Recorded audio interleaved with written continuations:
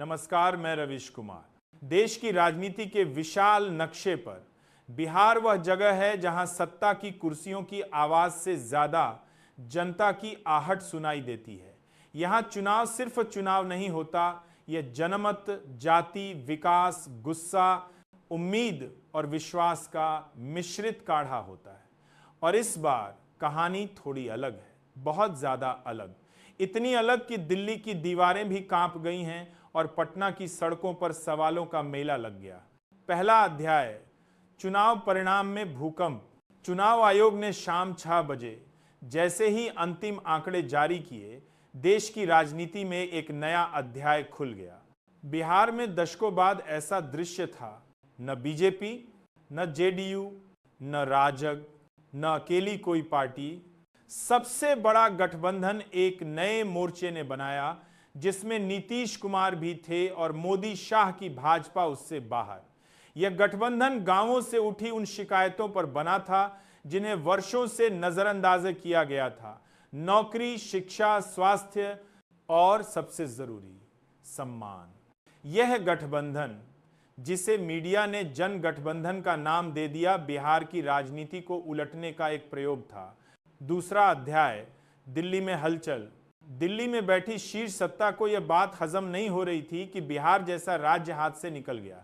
National media के studio गर्म थे, माइक्रोफोन चिल्ला रहे थे और एंकरों के चेहरों पर तनाव के साथ थोड़ा अविश्वास भी। आखिर ऐसा हुआ कैसे? कैसे एक पूरा राज्य भाजपा के हाथ से फिसल गया?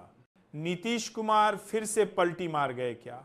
लेकिन इस बार पलटी सिर्फ नीतीश की नहीं थी, बिहार की जनता ने पलटी खाई। जनता ने उन मुद्दों को चुना जिनकी चर्चा चुनाव के बाद आमतौर पर गायब हो जाती है। तीसरा अध्याय, पटना का वह ऐतिहासिक दिन। पटना में विधानसभा के बाहर ऐसा माहौल था मानो कोई बड़ा फैसला होने वाला हो। गठबंधन के नेता एक एक कर बाहर आए। माइक पर झुककर गठबंधन प्रमुख ने कहा, बिहार अब दिल्ली की कठपुतली नहीं बनेगा, बिहार अपना रास्ता खुद बनाएगा।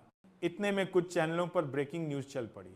मोदी, नीतीश, अमित शाह पर होगा बड़ा फैसला, एक जन अदालत की सुनवाई शुरू। लेकिन यह कोई अदालत नहीं थी, यह जनता की प्रतीकात्मक जंजूरी थी, जिसमें फैसला शब्द का मतलब सजा नहीं बल्कि जनता की जवाबदेही की मांग था। पत्रकारों ने इसे मसाले के साथ परोस दिया, लेकिन असल प्रक्रिया लोकतांत्रिक थी, संवैधानिक थी और पूरी तरह अहिंसक थी। चौथा अध्याय, जनता का जनादेश और जवाबदेही। जनता के इस जनगठबंधन ने कहा कि सत्ता में रहने वाले नेताओं को जनता के सवालों के सामने खड़ा होना चाहिए। नौकरी क्यों नहीं मिली? किसान संकट क्यों बढ़ा? स्कूल क्यों खाली पड़े हैं? युवा क्यों पलायन कर रहे हैं? इन सवालों के जवाब में दिल्ली की पूरी मशीनरी झनझना उठी। मोदी, नीतीश और अमित शाह तीनों को इस प्रतीकात्मक सुनवाई में आना पड़ा। हजारों कैमरे, हजारों आंखें और उससे भी ज्यादा उम्मीदें। मंच पर खड़े होकर मोदी ने कहा, अगर जनता कहेगी कि हमने गलती की है तो हम जवाब देंगे। नीतीश बोले, मैंने पलटियां मारी होंगी, पर आज आपसे सच कह रहा हूं, बिहार को नए रास्ते की जरूरत है। शाह बोले, हम जनता के कटघरे में हैं और यही लोकतंत्र की खूबसूरती है। यह सुनवाई किसी सजा के लिए नहीं बल्कि राजनीतिक आत्मनिरीक्षण के लिए थी। लेकिन मीडिया ने इसे और रंग चढ़ाया, तीनों को होगी फांसी। यह सिर्फ मीडिया की सनसनी थी, जमीन पर वास्तविकता बिल्कुल उलट थी। यह थी लोकतंत्र की सबसे बड़ी कक्षा, जिसमें नेता छात्र थे और जनता शिक्षक।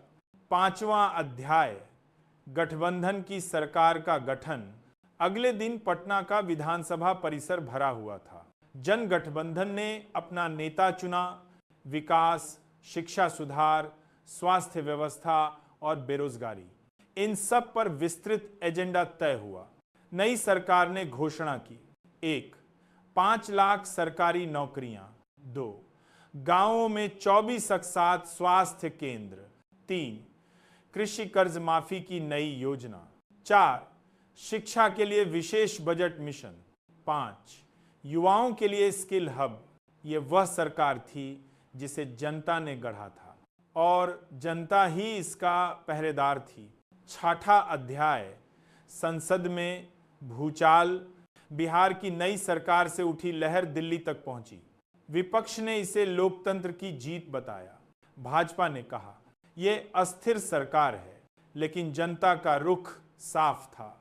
उनके मुद्दे आखिर सालों बाद सत्ता के केंद्र में आ गए थे। इसके अलावा जारामान पचूस, मोदी नीतीश शाह के खिलाफ जो मीडिया ने फांसी जैसे शब्द उछाले थे, उस पर देश भर में बहस चल पड़ी। कानून के जानकारों ने समझाया, भारत का लोकतंत्र सजा से नहीं, जवाबदेही से चलता है। इस तरह जनता ने नेताओं को एक नई कसौटी पर तौला, जिम्मेदारी की कसौटी पर। 7वां अध्याय, जनता की जीत। कुछ महीनों बाद परिणाम दिखने लगे। गांवों में बिजली और सड़कें सुधरने लगी। युवा रोजगार केंद्र खुलने लगे। किसानों को सीधा लाभ मिलने लगा। पटना की सड़कों पर लोगों के चेहरे बदले हुए दिखे। पहली